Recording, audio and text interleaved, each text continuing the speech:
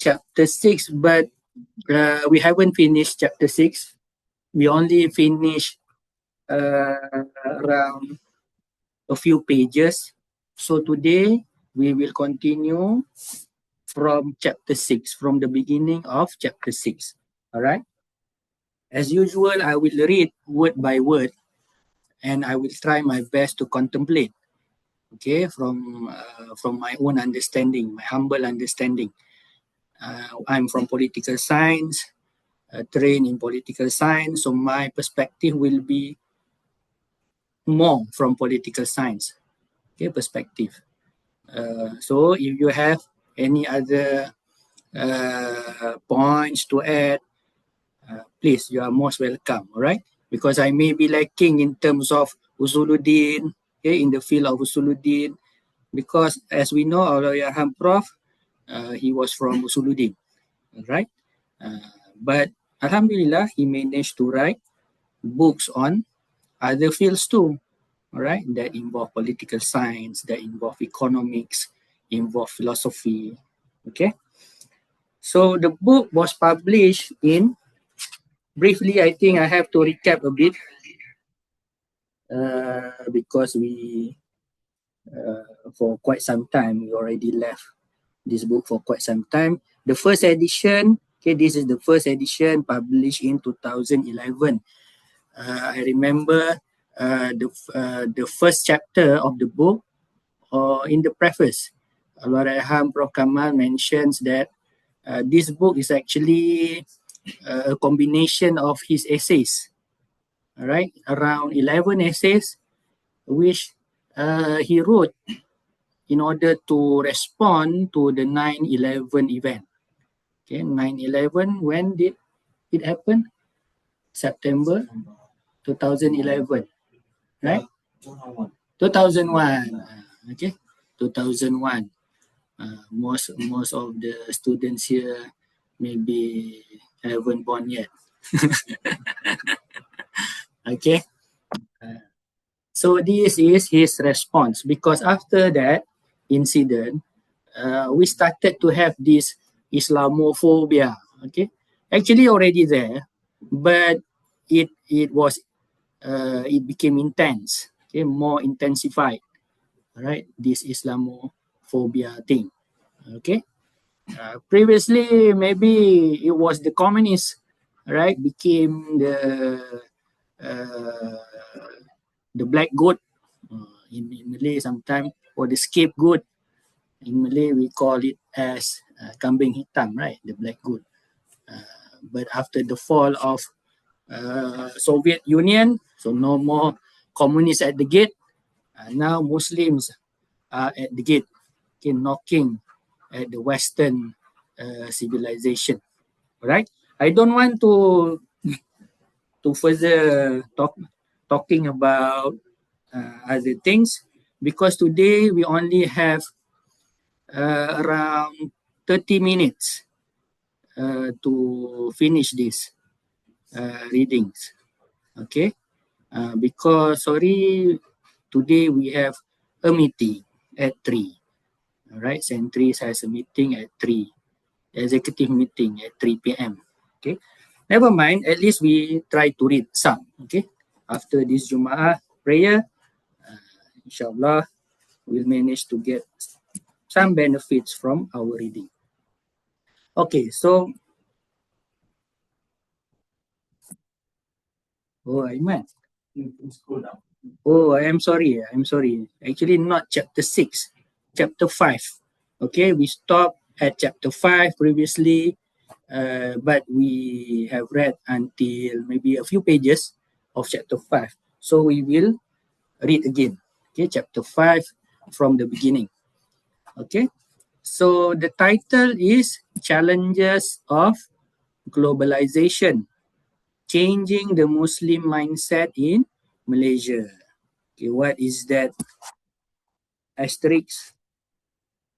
Okay, have to look at the book. The book here, asterisk is, I think it is about his presentation. This chapter is actually his presentation paper. Yeah, paper presented at the Institute of Policy Studies, Islamabad, Pakistan, in 2004. Okay, so this chapter is actually his paper, conference paper that he presented at Islamabad, okay, 2004. All right. Okay, challenges of globalization, changing the Muslim mindset. So it is about Malaysia, right?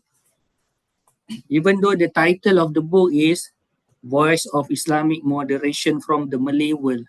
When we talk about Malay world, right, it covers also Singapore, because we have Malays in Singapore, right? Singaporean Malay, and we have Indonesian Malays. What else? Thailand's Malays. Okay. So, but in this chapter, the focus is on Malaysia. By the way, inshallah, we'll share the attendance links around 10 minutes after this. And you can fill in your attendance. Inshallah, you will get star point or CTD points for staff. Okay, star points for students. Introduction. We have to make it clear at the outset that there are three basic assumptions of this chapter. Okay, what are the assumptions? First, the larger significance of globalization.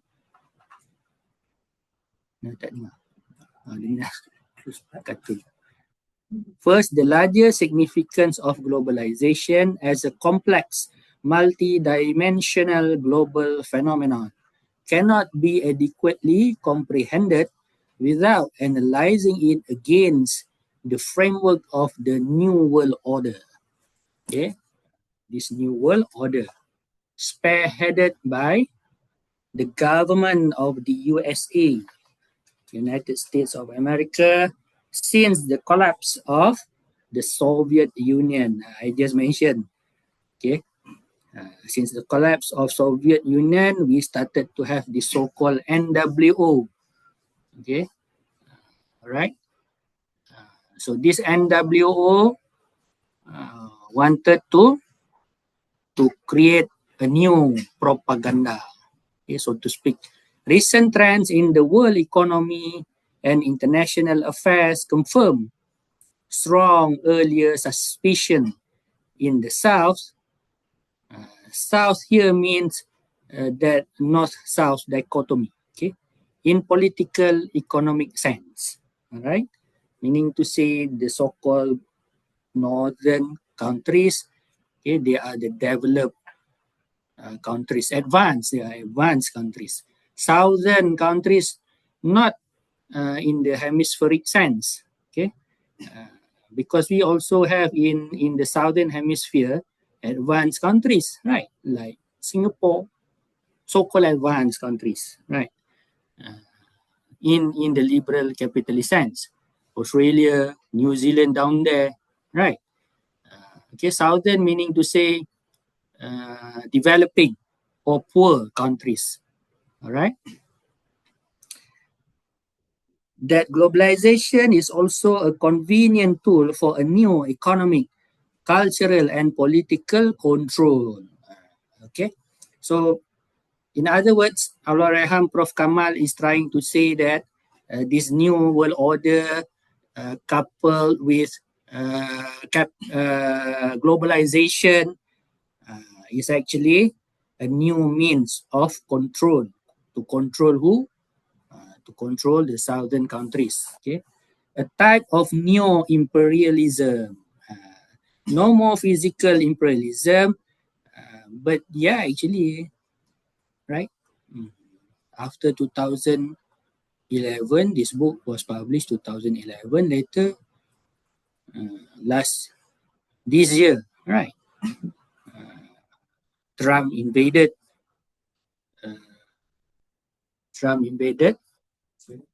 Venezuela, okay, and then killed Ayatollah Ali Khamenei, right? Those are Those were physical violence, right? But yes, also they come with another sword, okay, which is in terms of economy, okay, economic control, political control, cultural hegemony, right? Uh, okay, movies, for example. Yeah, good to watch movies to get ideas, for example, but we don't have any Malay Spider-Man, right? The recent movie, Spider-Man. Of the powerful capitalistic forces of the world over the weak countries, in particular us, okay, the Muslim world, we are weak economically according to this new system, globalized capitalism. Second, the Muslim community's mindset is ill-equipped. So now we are going to talk about our mindset. Ill-equipped to face the challenges of globalization or the new world order. Why we are ill-equipped in terms of our mindset psychologically? The Muslim Malay community will be in serious trouble if it does not change the negative mindset fast enough to cope with the new circumstances and scenarios. Will be in serious trouble, but I think we are already in trouble, right? Various efforts have been put in place by the Malaysian government to bring about the required changes, but the results have not been very satisfactory. Why? Yeah. Because maybe because we are playing the game, right? We have to follow this globalization wave, right? We are a business country. Malay scholars and intellectuals have analyzed and continue to discuss the problems. So there are Malay scholars who discuss the issue of the Malay community and concluded more than a decade ago, meaning to say 2010, 2001, a decade from 2000 ago, from 2011, that what is needed is, okay, so what is needed is generation of Malays or the new Malays, new Malay. Are we the new Malays? But serious hurdles are still obstructing the rise of the new breed and be a change of the Malay people's mindset. New breed of Malays. Okay. Third, the above two issues have a great impact on Malaysian education, economy, and politics of this country. Coming up with the right solutions or formula is crucial to the survival of the Muslim community in Malaysia. So, what is the formula? All right. Okay, maybe this is the last paragraph that we will read today because, as I mentioned earlier, we have an executive meeting at 3 o'clock. Okay, I'm sorry about that. Usually, we do this reading from 3:30 to 4:30. Okay, Fridays. The phenomenon of globalization has transformed not only world trade, communications and economic relations in the latter part of the last century, but is having a profound impact on education at the beginning of third millennium. So this is the third millennium, right? Okay, so it changed many things. Higher education is now part of the global marketplace. So education has become a business sector, an industry, right? That these capitalists can venture. Those with capitals can venture. Those without capitals cannot venture. Okay. The advancement in ICT is creating a revolution in higher education through completely new forms of learning and teaching. So 2011, perhaps AI was not that spread yet. Okay, so Allah Yarham was talking about ICT at that moment, right? A market-driven higher education curriculum premised upon the idea of education as a product or commodity. So commodification of education, all right? No more commodification of physical labor, but now immaterial labor. No more material labor, now immaterial labor. Things that you cannot see, our intellect, our ability to write, all have been commodified. And students as clients. All right. Alhamdulillah, we at IIUM, it is not that bad. Okay. I think you also have heard those who study, those who teach at private universities, right? Sometimes, yeah, when students become customers, so customers always right, right? So why I fail? For example, okay, I'm the customer. I already paid, okay, expensive fees. Okay, all customers demands new ways of delivering knowledge and skills, new ways of not only at universities, right? Even secondary, primary schools, right? Private schools, sometimes the fees are much more expensive than universities, right? Okay. New ways of delivering knowledge and skills and evaluating the quality of courses and programs in public universities. Yeah, we now also at IUM now we have to do curriculum review. We have to review our curriculum in order to meet the industrial needs. But yeah, we are aware about the problems of capitalism. All right, inshallah, because we are in this system. This is the global system right now. Some scholars also say that capitalism is too big to fail or to fall. Too big. We are in it. You cannot not going to universities, right? Can you tell your parents, Father, capitalism? I don't want to study anymore. Okay, at universities, the mainstream system, they are all corrupted. Cannot, because we are in this system. You cannot not working for an organization now, right? Okay. As Malaysia strives to attract foreign students to study in her institutions of higher learning, teachers and lecturers have to be prepared to face a more diverse set of students and be subjected to the evaluation by international students who want to be assured of getting the quality of education they are paying for. In a way, that's true, right? If the lecturers themselves do not prepare, okay, adequately, then students may complain, right? And students have that SFS, right? Student feedback survey. The commodification of higher education would no doubt affect the way teachers or instructors perceive their role. It affects, of course. Not like the previous era, right? Traditional system, ustaz can simply smack, not smack, right? Spank or smack the student. You are not behaving correctly. I'm teaching you. I bring my rattan, okay, my steak and carrot. Okay, now no more steak, no more carrot, only cakes maybe. Okay? In the USA, a former dean of Harvard College has already passed his judgment on the present state of Harvard University as, open quote, excellence without a soul.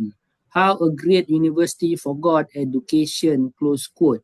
So according to the dean, okay, former dean of Harvard College, he said Harvard, okay, is no longer having a soul. So previously, did it has a soul? Allahu a'lam. Right? What is the soul? Meaning to say, the spirit maybe, right? The spirit of learning, the etiquette of learning, the moral conduct, moral compass of learning, what's the purpose of learning, already lost, meaning to say everything has been commodified only for profit making oriented. If not making profit, then will not be entertained. Tension or conflict is bound to arise between the humanistic goals of education and the materialistic ethos involved in the new educational enterprise. Allahyarham, Prof. Kamal is using the word enterprise here. Usually when we see enterprise, right, this enterprise, that enterprise, okay, businesses. The social and moral costs have been sidelined or swept under the carpet. Even the carpet is very expensive, right? Okay, so I think that's it. So anyone wants to add anything that I may be that I may miss any important points, or there is a chat here maybe about the attendance link, right? Okay. Anyone online or here wants to say anything?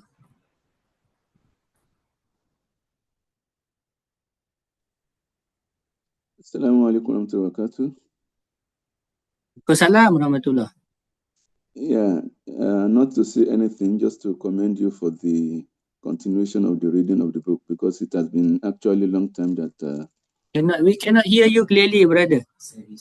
Yeah. It's commending you for reading the book.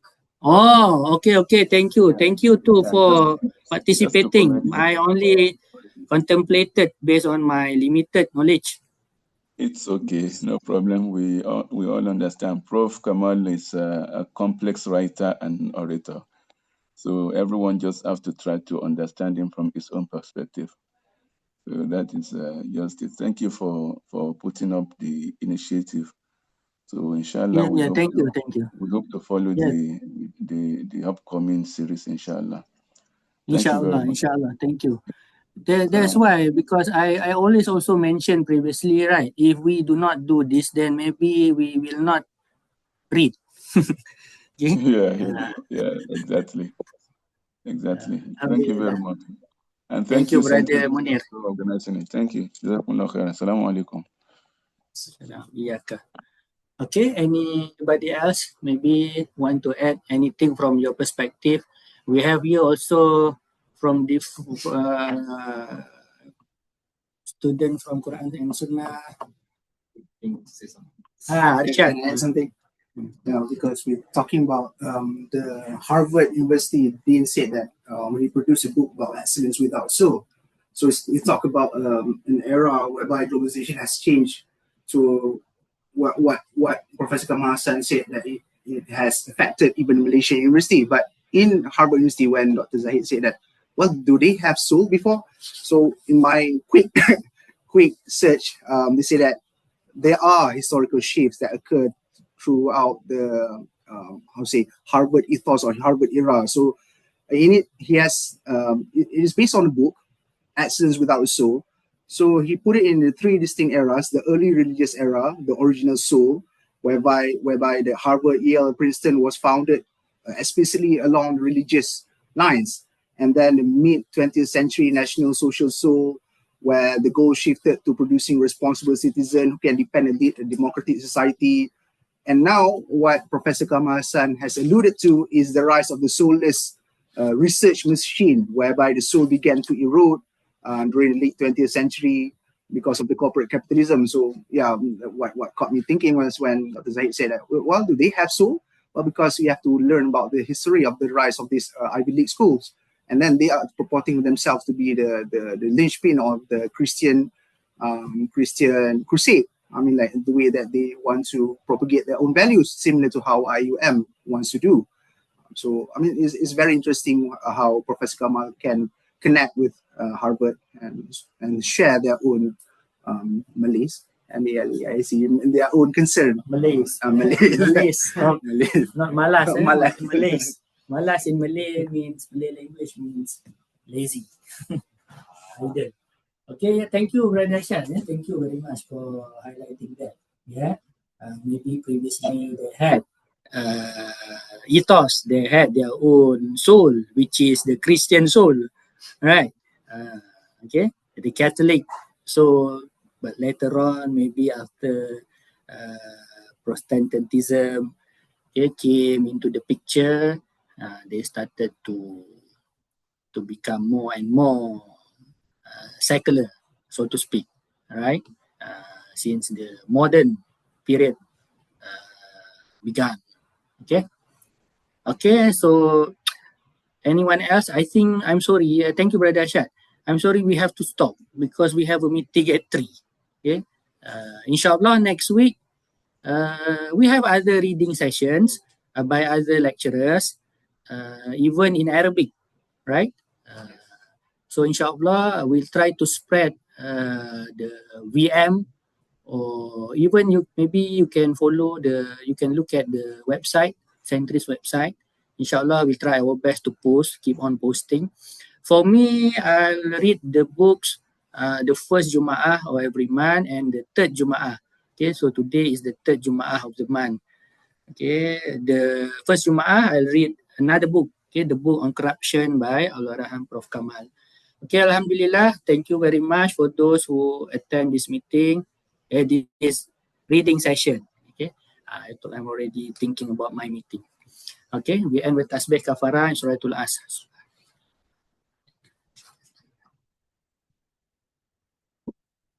Okay, thank you everyone. Assalamualaikum. Salam. Thank you, Doctor. Thank you.